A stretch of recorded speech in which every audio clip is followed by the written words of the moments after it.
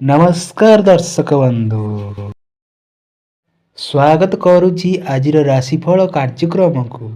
कन्या राशि वरिष्ठ व्यक्ति और उच्च अधिकारिक सह संबंध दृढ़ीभूत हेब। सामाजिक पतिआर अमलिन रहिब।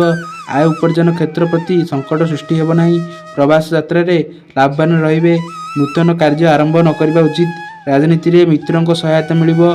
प्रयोजन माने आगकू बढ़िबारे सहाय्य करिवे। व्यवसाय क्षेत्र में प्रसार प्रचार फल आशातीत लाभ पाइबे। पार्टी बा समारोह रे सम्मिलित हेबाकू पड़िपारे। विद्या क्षेत्र में उन्नति हेब और मन खुशी रहिब।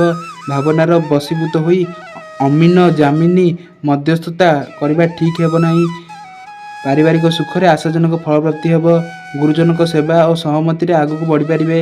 लोक संपर्क समाजसेवा धार्मिक अनुष्ठान रे सफलता मिलिब। प्रतिकार प्रत्येक दिन सबुज रंगर रुमालटी पाखे रखुंतु।